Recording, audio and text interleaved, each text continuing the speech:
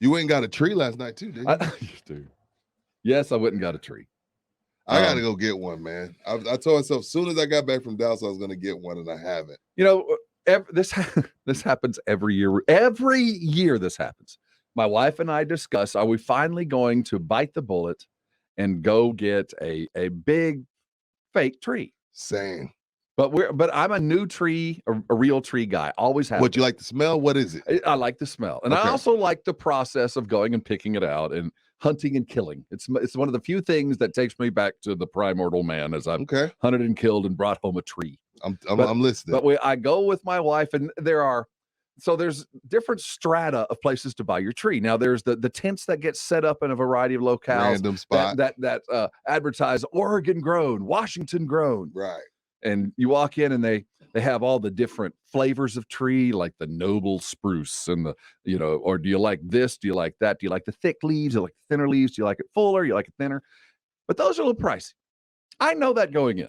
I know that I should just go buy the tree by myself. And when my wife asks how much was it, don't just, but every year I make the same mistake. What's that? I take her with me. And they want a $20 tree. Yes. She loves the beautiful full tree. Don't want to pay. She doesn't want to pay for it. Same. Damn, I mean, just I think I live with you. So we get there and she goes, "Oh my goodness, these are kind of expensive." I'm like, "Oh, here we go.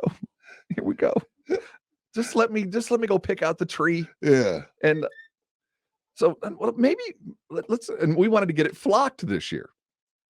So we go, and we have a super helpful dude. The white, it looks like snow's on it. Got you. I'm listening. So the guy that we walk into at our particular, this is the tent one. This isn't the box store one. This is the tent one.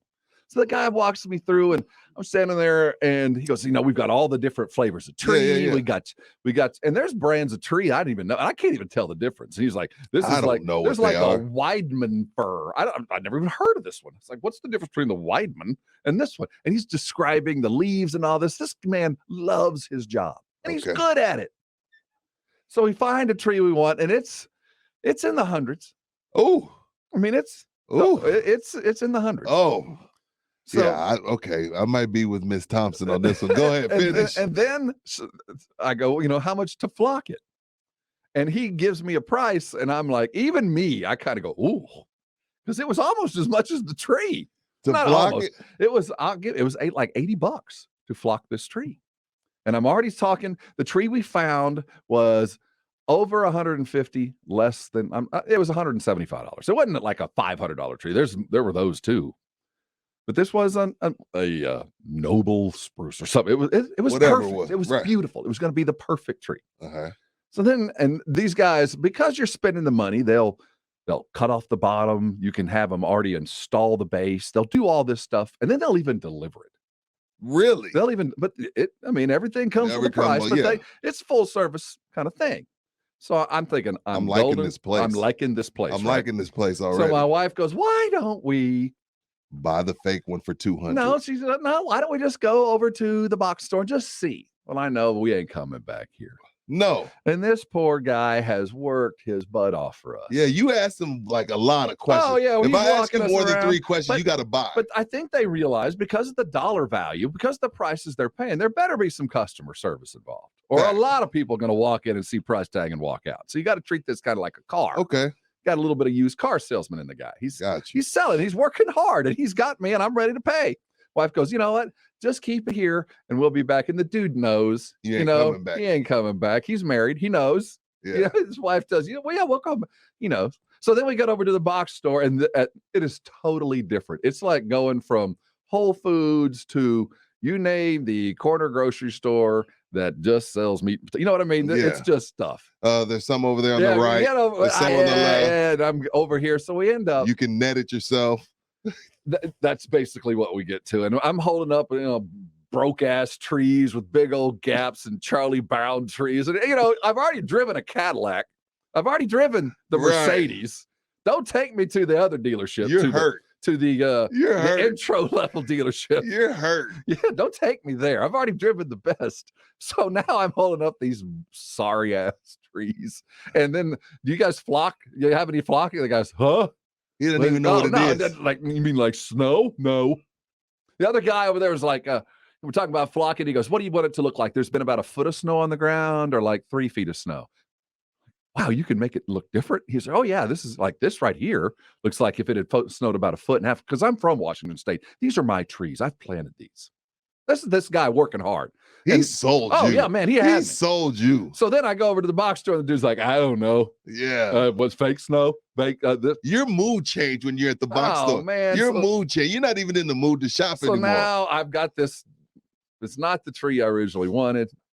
It's sitting up front. I'm going to have to go get my own damn chainsaw and get the bottom ready because my sorry ass stand, because this place didn't actually attach it to the stand like the other place would have. Right. It would have already been planted firmly on the stand. I wouldn't have to worry about anything. They'd have brought it in and set it up. Now I got this sorry old tree, Charlie Brown sagging Christmas tree outside. And to top it off, because they don't flock it, we went inside and they don't have any of the fake snow because I wanted that. I want that feel. So now I'm going to try to do it myself. You going to try to flock it yourself? Yeah.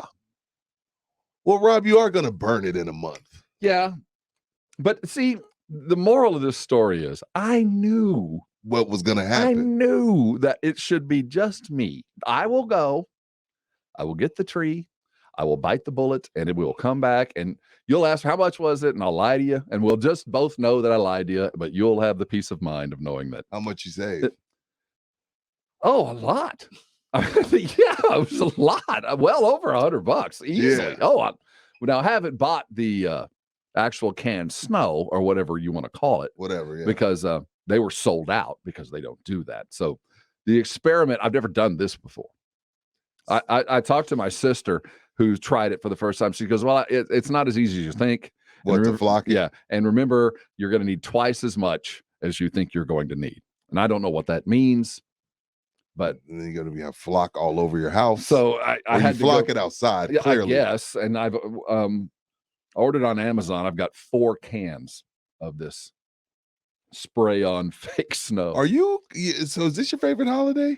Because you seem like you're like you're going, if you go to Amazon to flock, you're into this. Like you're committed. No, I was committed to the fact that I wanted a flock Christmas tree. Okay. And if I'd have gone by myself, the process would have been done. I would already have a tree up in my living room. It would already be there, or at least it'd be delivered today.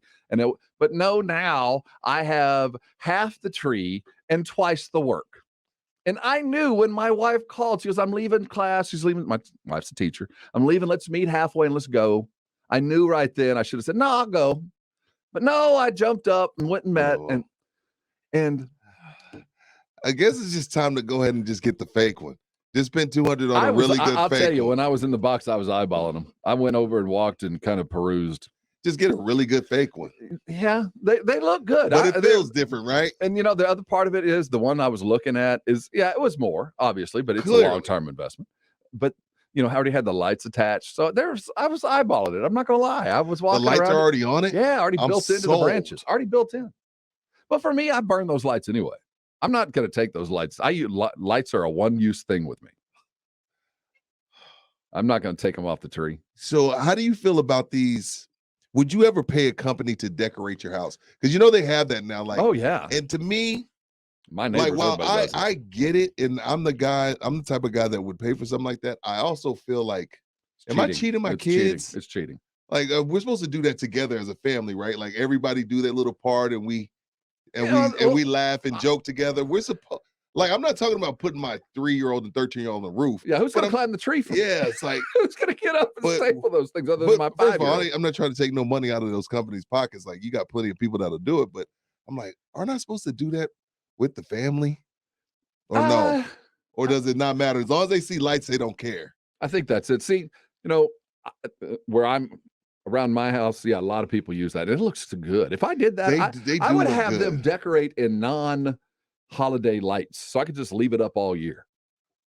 Yeah, they do, but some of the places it gets up there. It costs you some money. Yeah, it costs you some money. We checked on it a couple years ago, and of course they'll put it up, they'll take it down, they'll maintain. If there's a light out, they'll come and fix it. But yeah, it costs some money, man. Yeah, I'm like, damn, y'all paying that? I'll just throw this little bundle over my bush. Just go get a couple of those blow-ups. Dude, I had one, and one morning I come out and I'm like, oh, hey, neighbor. And I go back in, I was like, my yard felt different. Gone. Dude, they like took like our whole street full of balloons. And ever since then, and it was expensive. It was Santa, it was Rudolph, it was like a $300 balloon. It had a globe. They just jacked me. And ever since then, I've been scorned. What kind of a low-end thug thief? Exactly. Who steals my child? That's not for me. You're stealing from my kids. I don't care about the stupid blow up.